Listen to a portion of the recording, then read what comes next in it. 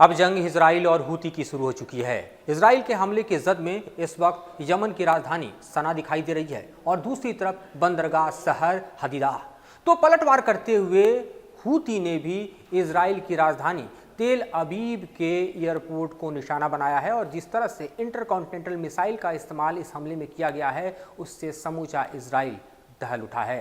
नमस्कार, मैं हूं मधुरेंद्र कुमार और आप देख रहे हैं मेरे साथ रणनीति। हमास और हिजबुल्लाह के जंग के बाद इस वक्त जंग की जो आहट है वो सीधे तौर पर हम देखें तो यमन में दिखाई दे रही है। यमन से हूती लड़ाकों ने पिछले 5 दिनों में 5 बड़े हमलों को इजराइल की जमीन पर अंजाम दिया, जिसमें बैलिस्टिक मिसाइल और साथ ही इंटरकॉन्टिनेंटल मिसाइल छोड़े गए। इसमें से 3 हमले अपने टारगेट को हिट करने में कामयाब रहे, जिसके कारण समूचा इजराइल हिल गया, क्योंकि कैजुअलिटी भी हुई और भारी संख्या में लोग इस हमले में घायल भी हुए। पलटवार करते हुए अब इजराइल ने भी हूती के खिलाफ जंग का ऐलान कर दिया है। नेतन्याहू के ऐलान के बाद हम देख रहे हैं कि किस तरह से इजराइल एयर स्ट्राइक को एक के बाद एक अंजाम दे रहा है। इस हमले की जद में सना स्थित एयरपोर्ट भी आया और इस एयरपोर्ट पर बाल बाल कोई और नहीं बल्कि WHO के प्रमुख जो हैं वो बचे, जो उस वक्त वहाँ पर फ्लाइट पकड़ने के लिए मौजूद थे। उनके सामने ये हमला एयरपोर्ट पे हुआ, रनवे समूचा उड़ गया। इस हमले में वहाँ पर तकरीबन आधा दर्जन लोग मारे गए और साथ ही कई दर्जन घायल हुए। दूसरी तरफ अगर हमले की जद में हम देखें वेस्टर्न पोर्ट सिटी हदीदा, तो वहाँ पर भी इजराइल ने बड़े हमलों का अंजाम दिया, क्योंकि इजराइल के मुताबिक यहाँ पर हूती के बड़े सैन्य ठिकाने और सैन्य भंडार हैं जहाँ पर टारगेट किया गया। यहाँ भी 3 से ज़्यादा लोग मारे गए और 40 से ज़्यादा घायल हुए। तो ये 2 इलाके ऐसे हैं जो कि यमन में इजराइल ने दहलाया। पलटवार करते हुए हूती ने भी सीधे सीधे अपने इंटरकॉन्टिनेंटल मिसाइल को छोड़ा और उसने जद में लेने की कोशिश की तेल अबीब स्थित एयरपोर्ट को, लेकिन इजराइल का दावा है कि उसने समय रहते इंटरसेप्ट करते हुए इस मिसाइल को अपने बॉर्डर पे ही मार गिराया, जिससे उसका एयरपोर्ट बच गया। लेकिन हूती के हमले रुके नहीं हैं, बल्कि लगातार हम देखें तो रेड सी की तरफ और इजराइल की तरफ हूती ने भी अपने हथियारों का जखीरा खोल दिया है और अपने बैलिस्टिक और इंटरकॉन्टिनेंटल मिसाइल के अलावा भारी पैमाने पर अपने सोफिस्टिकेटेड ड्रोन्स जो हैं उसका हमले के लिए इस्तेमाल कर रहा है। इस वक्त अगर मैप पर आप यमन को देखें तो दरअसल इजराइल के हमले की वो तासीर दिखाई देगी जिससे उसने हूती को दहलाने की कोशिश की। ये और बात है कि इस हमले में हूती को बड़ा नुकसान तो नहीं हुआ है, लेकिन अगर आप मैप में देखें तो आपको हदीदा, उसके अलावा रास ईसा, रास कुतुब, ये जो पावर स्टेशन है उसको भी टारगेट किया गया।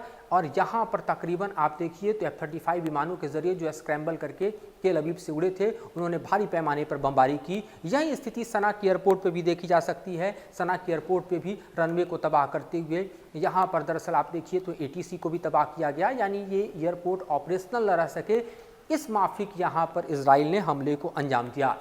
लेकिन इजराइल के इस हमले से हूती डरा नहीं, बल्कि इजराइल के इस हमले से हूती और आक्रामक होकर दिखाई दे रहा है, क्योंकि यमन इजराइल के बॉर्डर पर नहीं है, बल्कि यमन इजराइल से तकरीबन 2000 किलोमीटर दूर है और इस दूरी को मापने के लिए इजराइल के पास सिर्फ और सिर्फ एक साधन है और वो है उसके फाइटर जेट F-35। इसके अलावा अगर हम इस पूरे ही एरिया में सपोर्ट के तौर पर देखें तो अमेरिका का एक बड़ा सपोर्ट इजराइल को जरूर मिलता है, लेकिन अमेरिकी सपोर्ट का जो सबसे बड़ा सेंटर है यानी उसका एयरक्राफ्ट करियर, उसको भी हूती दहला चुका है। अगर हूती के हमले की जद में देखें तो पिछले दिनों ही अमेरिकी एयरक्राफ्ट करियर जो है वो आया था और इस अटैक में USS हैरी एस ट्रूमैन जो है उसको अपने लोकेशंस बदलने पड़े। इतना ही नहीं बल्कि इस एयरक्राफ्ट करियर से जो फायर हुआ मिसाइल वो अमेरिका के ही F-18 फाइटर जेट को, जी हाँ F-18 सुपर हॉर्नेट को मार गिराया। और ऐसे में जो स्थितियां हैं वो अमेरिका के लिए विपरीत दिखाई दी और जिस एयरक्राफ्ट करियर पर दरअसल अमेरिका को गुमान था उस एयरक्राफ्ट करियर को अपने बचाव के लिए लोकेशंस बदलने पड़े, यानी रेड सी में हालात इतने बदतर हो गए। रेड सी जो कि पिछले 14 महीने से देखें तो एक ऐसा ट्रेड रूट है जो लगातार डिस्टर्ब रहा है। इसलिए डिस्टर्ब रहा है क्योंकि इस पूरे ही ट्रेड रूट को हूती ने अपने हमलों से लगातार छलनी किया है। कभी इजराइल के जो वेसल्स हैं वो टारगेट पर रहे, तो कभी अमेरिका के रहे, कभी यूरोप के रहे। इस वक्त अगर हम चार्ट उठा के देखें तो आपको कई यूरोपियन कंपनियां जो हैं वो इस रूट पर इस वक्त ऑपरेशन नहीं कर पा रही हैं। ये भी स्थिति आपको रेड सी में दिखाई देगी।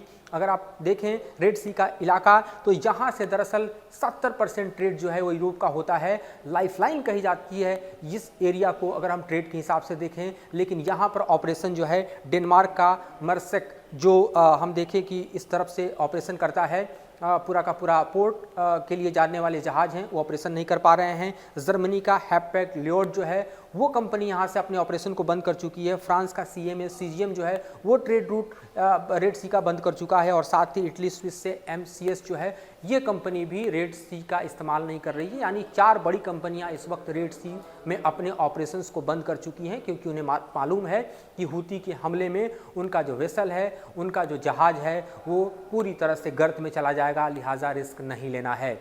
तो एक तरफ आप देखें तो यूरोप के ट्रेड रूट को टारगेट करने में हूती कामयाब दिखाई दे रहे हैं, दूसरी तरफ इजराइल की जो सबसे बड़ी ताकत है उसकी एयर डिफेंस सिस्टम, उसको भी लगातार चैलेंज कर रहे हैं। क्योंकि इस वक्त की स्थिति में देखिए तो जिस तरह से उनकी मिसाइल इजराइल के ज़मीन पर अपने टारगेट को हिट करते हुए दिखाई दे रहे हैं, उससे साफ समझा जा सकता है कि इजराइल के लिए इस वक्त हूती से निपटना एक बड़ा चैलेंज है। और इस चैलेंज से पार पाने की स्थिति इस वक्त इसलिए नहीं दिखाई दे रही है क्योंकि हम देखें तो दरअसल सबसे बड़ा अगर एयर डिफेंस सिस्टम जो काम कर सकता है इजराइल के लिए वो दरअसल है एरो 3, और इस वक्त एरो 3 के मिसाइल प्रोडक्शंस को बढ़ाने की स्थिति इजराइल के दिखाई दे रही है, ताकि युद्ध अगर आगे बढ़ता है तो उसे अपने इजराइल को सुरक्षित करने के लिए डेविड स्लिंग या फिर यूँ कहें कि आयरन डोम पर भरोसा नहीं हो सकता, क्योंकि ये तो लगातार हूती के हमलों के सामने विफल दिखाई देते हैं, चाहे वो बैलिस्टिक मिसाइल का हमला हो या फिर ड्रोन हमला हो।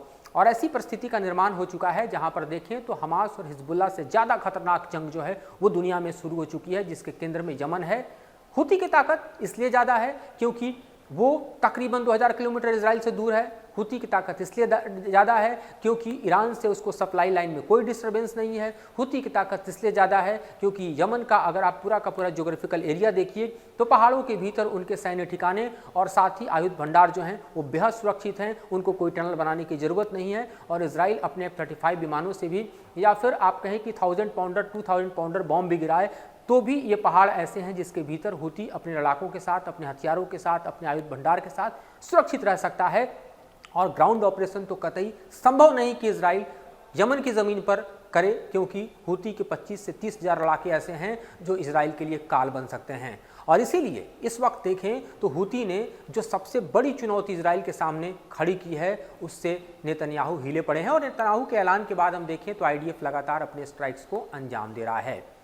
एक्सिस ऑफ रेसिस्टेंस के लिहाज से देखें तो बेहद महत्वपूर्ण ये लड़ाई है ईरान के लिहाज से, इसलिए क्योंकि हमास एक तरफ निपट चुका है, लगभग हिजबुल्लाह सीज फायर कर चुका है। अब अगर सबसे बड़ी ताकत है ईरान की तो हूती हैं, और वहीं इजराइल को टैकल कर सकते हैं, जैसा कि इस वक्त वॉर जोन में दिखाई दे रहा है। ये जंग बेहद भयावह होगी जिस तरह से शुरुआत हुई है। देखते हैं कि किस करवट बैठती है, और इस पर हमारी नज़र लगातार बनी रहेगी। इससे अपडेट जुड़े हुए हम आपको देते रहेंगे। फिलहाल जानकारी इतनी ही, कल एक बार फिर से हम आपको इस मुद्दे पर और इस डेवलपमेंट पर रूबरू कराएंगे। फिलहाल मुझे और मेरे सहयोगी सुभाष चंद्र को दीजिए इजाज़त।